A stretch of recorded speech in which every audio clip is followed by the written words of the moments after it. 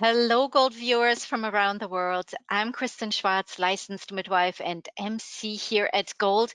And here at Gold, we are in the preparation of our upcoming Gold Neonatal Online Conference of 2020. And with me here is one of our keynote speakers, Dr. Lisa Cleveland. Welcome, Dr. Cleveland. Thank you, Kristen. It's wonderful to have you here, and you will be presenting on a very, very important topic titled Therapeutic Care of the Opioid-Impacted Mother-Infant Diet. And I want to go into that in just a little bit. But before I do so, tell our listeners a little bit about yourself. How did you get interested in the topic? And tell us about your work as well. Sure. Thank you, Kristen. Yeah, I'm an associate professor at UT Health School of Nursing. I am a board certified pediatric nurse practitioner and an international board certified lactation consultant. Hmm. Most of my background is in neonatal, and when I was working on my dissertation study back in 2010, kind of before we really started to recognize the fact that we were heading towards this, what we're now calling the US opioid crisis. Hmm. I was working with mothers who had infants in the neonatal ICU and interviewing them about their experiences, and began to get a lot of calls from women who wanted to participate in the study whose infants had been in the neonatal ICU for newborn opioid withdrawal. Hmm. And so that was something that really surprised me. And the women were really fascinating. And so that kind of led to the work I'm now doing. Hmm. That is actually interesting that they came forward and wanted to participate in this story. So, and you mentioned that surprised you as well. It did surprise me, and they had so much to say, and they Mm. really wanted to be heard. And so it's really the voices of the women themselves who are now directing the work that my team is doing.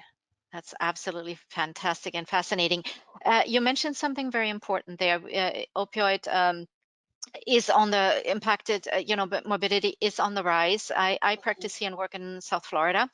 And the last few years, we have seen a steady increase here as well. We had a lot of, you would call them probably something like pill mills in the past, and they were Right. all shut down. And then, of course, the problem wasn't addressed. These, poor women or families were just left to their own devices and didn't, and then often ended up taking opioids and heroin and drugs like that. So have you seen an increase in your practice as well? Oh, absolutely. A couple years ago, a report came out here in Texas from our maternal mortality review committee showing that when you looked at the time period during pregnancy and the year that followed, overdose was the leading cause of maternal mortality, Mhm. which was shocking. Yeah. That's not something that you normally put the two of those together. And so we are now working on a study, developing an instrument that can hopefully identify women who are at risk. But during this Mhm. time, past couple years of us working on this study, this is becoming a national trend, which is really, Mhm. really concerning. Absolutely, absolutely.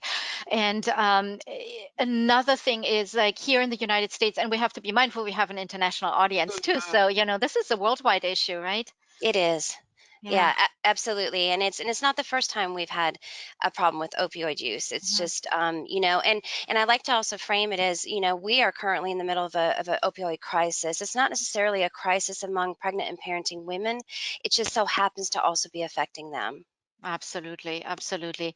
And what also plays into that is like how, here in the United States, how states are handling the situation. We have some states where, it is punitive, having, Mhm. using during pregnancy. So what we're seeing also a lot is families and women not coming forward, not seeking maternity care because they are just so worried that their baby is taken away from them. Well, and for good reason in many states, Texas being one of them, we Yeah. remove a lot of babies Hmm. from mothers who have substance use disorders. And so I really feel like this work has great potential, great impact for policy, I hope, in the Hmm. future.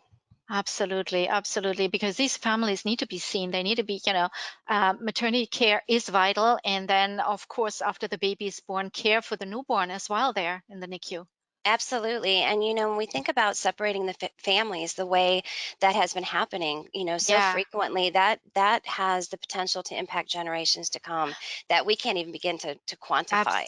Absolutely, it's very traumatic. It's traumatic for It is. the woman, the family, the baby, and I know Absolutely. there's no research out that even looks at that, how, and you mentioned this, how future generations are impacted by that, and it's very traumatic. Yes, yes. And trauma, we know trauma impacts our health. So Yeah, our health and our well-being.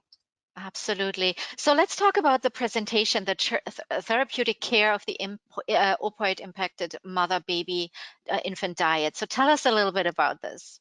So I'm really excited. It's kind of the soup to nuts, everything you need to know. If Hmm. you're a practicing clinician, we touch upon prenatal care, care of the newborn, some of the postpartum care. So we really cover the full gamut. And also, we're going to be sharing some of our current research with the delegates. We're excited about that. Some of these findings have been published. Some of them Hmm. are in the process of being published. So some of them are kind of hot off the press. So we're excited about sharing those. That sounds absolutely exciting. Hot off the press, and some Yes. are still in development Some still cooking. and Yeah. still cooking. So Yes. we're really privy to some really exciting new stuff here, right? Yeah, yeah. And we're excited to share it. Oh, wonderful. And you're talking about the mother-infant diet. So here, I assume this means like mother, baby, stay together.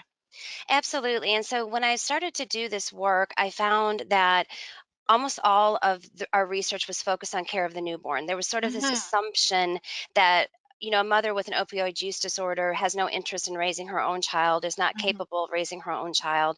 And so that was very puzzling to me. And so our work has always, from the very beginning, focused on the maternal infant diet because moms and babies go together, right? Right, And they need each absolutely. other. So yeah, we're very much focused on the dyad. Yeah, absolutely. I find this amazing, and I'm looking forward to this presentation because just what you said, like when I looked into the matter for my own research, I could find some material about mainly about the infant in the NICU and NAS, and but very little about how that impacts the parent and how what is being done so the diet stays together, the mother baby stay together or family stay together. So I'm very, very excited about your findings, your research, and your programs there as well. And we're excited to share it, definitely. And I know what you're saying. When we first started Mhm. doing this work, we wanted to try to work with birth moms to give Mhm. them kind of a toolkit, a little bag of tricks that might help with soothing, an irritable infant. And we really couldn't find anything that was geared Right. towards the birth mother. It was just, again, this assumption that, that these infants would definitely go into foster care or be cared for somebody else. And so we really wanted to change that dialogue. Absolutely. And soothing methods here and yeah, techniques that you will be sharing. Mhm. So important, not only, of course, for the baby, but also for the mom, the parent there, being able to be with the baby, being able and gain confidence in that as well, right? Being, It's so true, and to feel that she is needed in the care yeah. of her infant. And what we know from the research is that once medications are started Mhm. to help alleviate withdrawal, that significantly increases length of hospital stay for the newborn, and therefore separation, greater separation from primary caregivers. Absolutely. Will you be talking about breastfeeding as well? We will. We will definitely be talking about some of the work that I have done with one of my postdoctoral fellows, her research, and we'll be definitely sharing some of those publications, as well as some of the policy papers she's written. Absolutely. I'm so looking forward to this. Before I let you go, I know you were also involved in a Narcan program in Texas as well. Yes, yes. Yeah, it seems like kind of an odd combination, but our program officer at the state, who is funding most of our research, asked us my Mhm. team would be interested in heading off the Narcan distribution program for Texas. And so we said yes, because I think Mhm. it's really, really important. And so now Texas, we have one of the largest Narcan distribution programs and overdose prevention education programs in the country, which is exciting. I've got Very an amazing exciting. team. Yeah.